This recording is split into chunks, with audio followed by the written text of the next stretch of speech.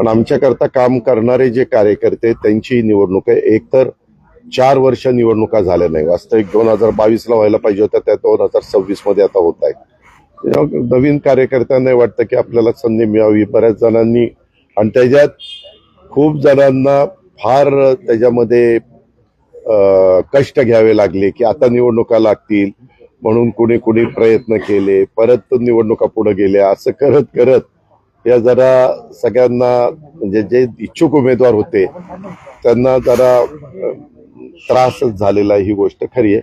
पण आता खऱ्या अर्थाने निवडणुका लागल्यात आणि ह्याच्यानंतर माझ्या माहितीप्रमाणे जिल्हा परिषद तालुका पंचायतीचा सुप्रीम कोर्टाने तो निकाल दिलेला आहे की 50%च्या आतमध्ये आरक्षण पाहिजे. त्याच्यात विशेषतः आपल्या विदर्भातल्या, नंतर मराठवाड्यातल्या 2 आणि विदर्भातल्या बहुतांशी आणि आपल्या उत्तर महाराष्ट्रातल्या काही अशा ह्या निवडणुकांचं 50%च्या आतमध्ये आरक्षण आणतील निवडणूक आयोग, कारण सुप्रीम कोर्टाचेच आदेश आहेत. ते झाल्यावर त्याही जाहीर. दादा, युतीबद्दल मुख्यमंत्र्यांनी आज विधान केले की पुण्यात राष्ट्रवादी आमच्यासोबत लढणार नाहीत, दुसऱ्याचा फायदा व्हायला नको एकत्र.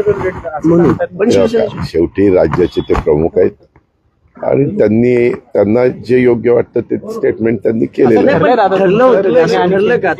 त्याच्यामध्ये त्यांनी जे काही मला त्यांनी काय सांगितलं ते माहिती नाही, परंतु त्यांनी सांगितलं याचा अर्थ चर्चा होऊनच झालेला असेल म्हणूनच ते बोलले असेल. अरे बाबा, मी कार्यक्रम संपल्या मी टीव्ही पण बघितला नाही किंवा काही मला माहित नाही मुख्यमंत्र्यांनी काय स्टेटमेंट केलं. मी तर तुम्हाला म्हणतोय की मुख्यमंत्र्यांचं स्टेटमेंट जे झालेलं आहे ते निश्चितपणे आम्ही अनेकदा एकत्र बसतो, चर्चा करतो, त्याच अनुषंगाने त्यांनी केलं असेल. पुणे आणि पिंपरी चिंचवडसाठी काय रणनीती असणार? पुणे आणि पिंपरी चिंचवडसाठी रणनीती काय असणार दादा? त्या संदर्भामध्ये रणनीती निवडणुका लढवायची असणार, दुसरे काही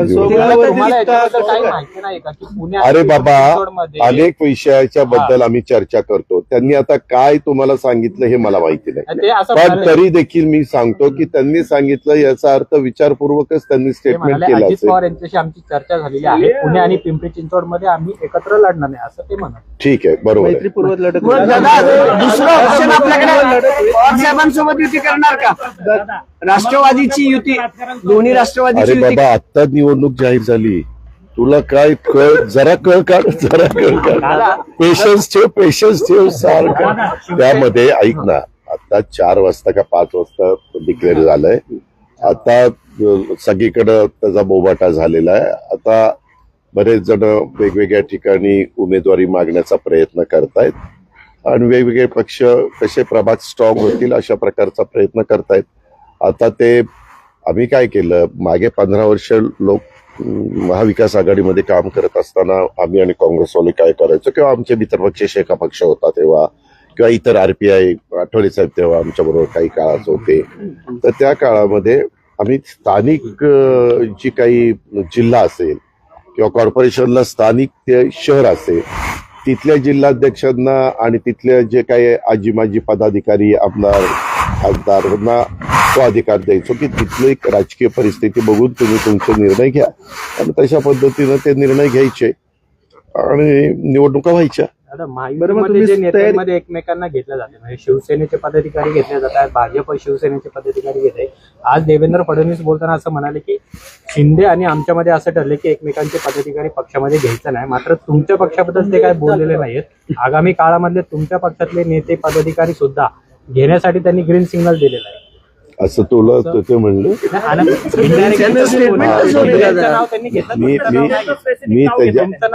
मी त्याच्यामध्ये त्यांच्याशी बोलीन की बाबा असं पत्रकार मित्र विचारत होते, कारण माझं त्यांचं बोलणं काल आम्ही 2 जण नागपूरहून येताना त्याच्या संदर्भामध्ये काही बोलणं झालेलं आहे. परंतु त्यांनी काय बोलावं तुमच्या समोर हा त्यांचा सर्वस्वी अधिकार आहे.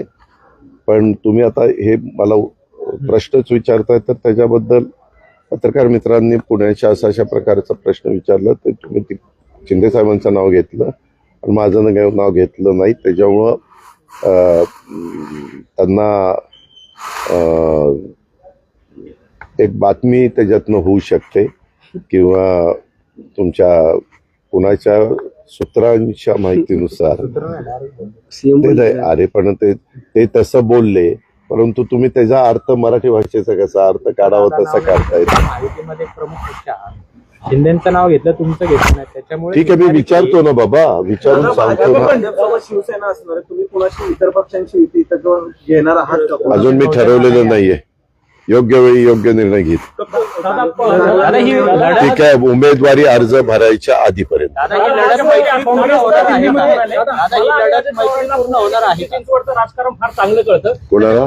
तुम्हाला मुख्यमंत्री म्हणाले, मला आणि अजित पवारांना पिंपरी चिंचवडचं राजकारण फार चांगलं कळतं. दुसऱ्यांचा फायदा होऊ नये म्हणून आम्हाला वेगळं लढायचं.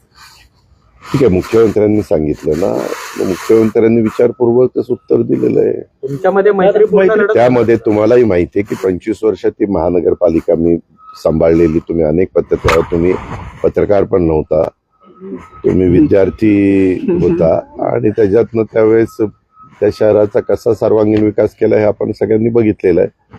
परंतु दुर्दैवाने माझ्यातलेच बरेच जण 2017ला बाजूला गेले आणि त्यामुळं तिथं भाजपच महानगरपालिका आलेली आपण पाहिली. दादा, आम्ही नव्हतो पत्रकारित आहेत, पण तुमचं काम आम्ही बघत होतो. म्हणजे अनेकदा पिंपरी चिंचवडमध्ये तुमचं नाव घेतलं जायचं. आता पिंपरी चिंचवडचे कार्यकर्ते म्हणतात की दोन्ही राष्ट्रवादी एकत्र लढू. आता तुम्ही त्यांना नाही सांगणार. कुणाला सांगा? पिंपरी चिंचवडचे त्यांचे कार्यकर्ते म्हणतात की आम्ही दोघं एकत्र लढू. अरे, मी मगाशी काय तुम्हाला सांगितलं की आम्ही महाविकास आघाडीमध्ये साधारण त्या जिल्ह्यावर अधिकार द्यायचो. आता जिल्ह्यात कोण कोण काय काय ठरवतंय ते माझ्याकडे माहिती येईलच ना. दादा, आज पुणे आणि दिल्लीत काँग्रेसचा मोर्चा निघाला होता वोट चोरीच्या विरोधात. त्या मोर्चामध्ये मोदी तेरी कबर खोदेगी, आज नाही तो कल खोदेगी, अशा प्रकारच्या घोषणा देण्यात आल्या. मी सांगू का, स्वर्गीय यशवंतराव चव्हाण साहेबांनी तुम्हाला मला जो सुसंस्कृतपणा शिकवला, आणि राजकारणामध्ये सत्ताधारी विरोधक हे चालत असतं, परंतु पातळी कुठली ठेवायची असते ह्याचं भान सर्वच राजकीय पक्षांनी ठेवलं पाहिजे. वास्तविक आज देशाचे ते पंतप्रधान आहेत. देशाच्या पंतप्रधानांच्या बद्दल अशा प्रकारचे अतिशय ही विकृतीच म्हणावी लागेल. विकृत भाषा वापरायची, विकृतपणा दाखवायचा हे काही बरोबर नाहीये. ही आपल्या भारताची संस्कृती नाही, ही आपल्या भारताची परंपरा नाहीये. हे जे वास्तविक त्यांनी हे जे कोणी वक्तव्य केलं त्याच्याबद्दल ताबडतोब त्या पक्षाच्या लोकांनी सांगितलं पाहिजे, त्याच्याबद्दल माफी मागितली पाहिजे, दिलगिरी व्यक्त केली पाहिजे. आणि अशा वक्तव्याशी आम्ही अजिबात सहमत नाहीये. शेवटी ते देशाच्या 140 कोटी जनतेचे पंतप्रधान आहेत, त्यांचा आदर आपण सगळ्यांनी केला. दादा, दोन्ही ठाकरे एकत्र जर आले महापालिकेत, अनेक ठिकाणी मुंबई असेल, पुणे असेल, दोन्ही ठाकरे बंधू एकत्र आल्यानंतर महायुतीला तोटा होईल असं बोललं जाते. तुम्हाला वाटतं असेसमेंट काय तुमचं? महायुतीला तोटा होईल असं बोललं जाते जर दोन्ही ठाकरे, नुकसान होईल.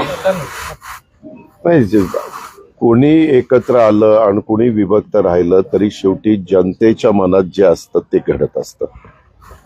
जनता जनार्दन हे सर्वस्व आहे, ते ठरवतात कुणाचं बटन दाबायचं आणि कुणाला निवडून आणायचं. काय होतं, मी अलीकडे एक बघितलं की निवडून एखादा पक्ष आला आणि त्यांना योग्य वाटलं तर ते म्हणतात की हे चांगलंय, काय तुमचं ईव्हीएम चांगलंय. अरे काय,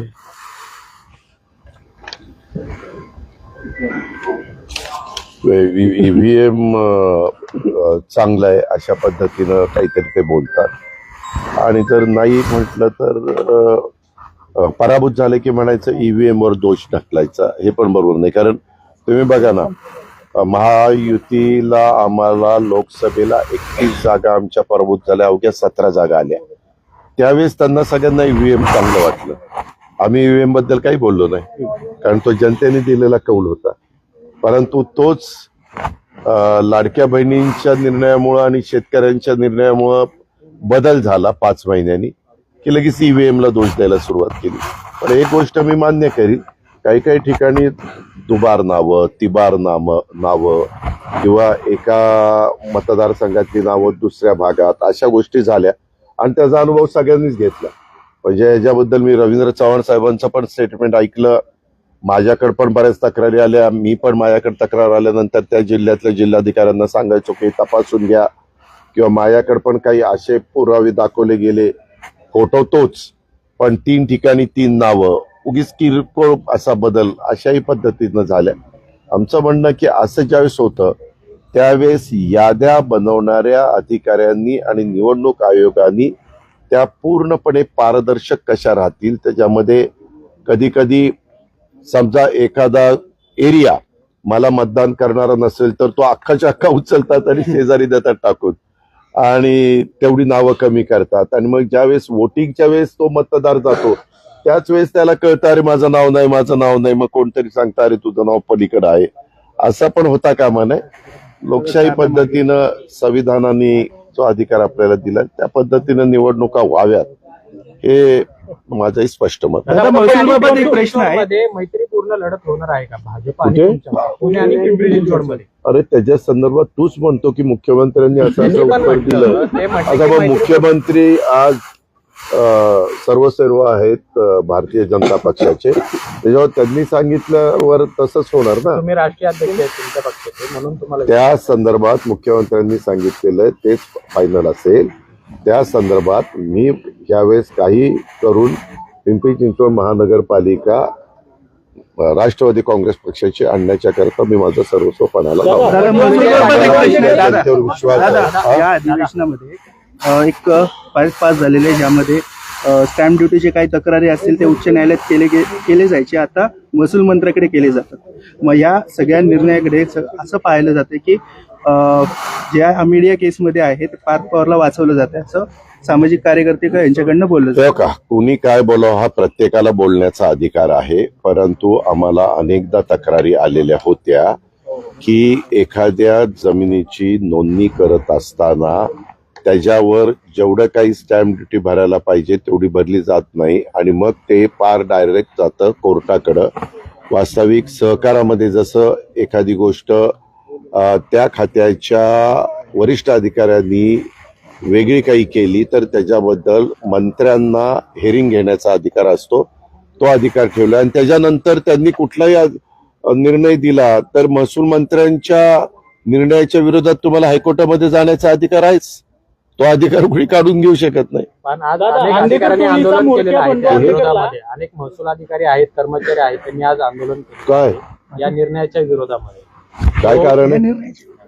अरे काय कारण आहे? नाही, नाही, अधिकार निलंबित केले तहसीलदार आणि नायब तहसीलदारांना अरे त्यांच्या बाबा तू ना विरोधात वेगळं सांगतो, मनमाई कारवाई त्यांचं जे त्याच्यामध्ये तू वेगळं सांगतोय हे वेगळं सांगतायत.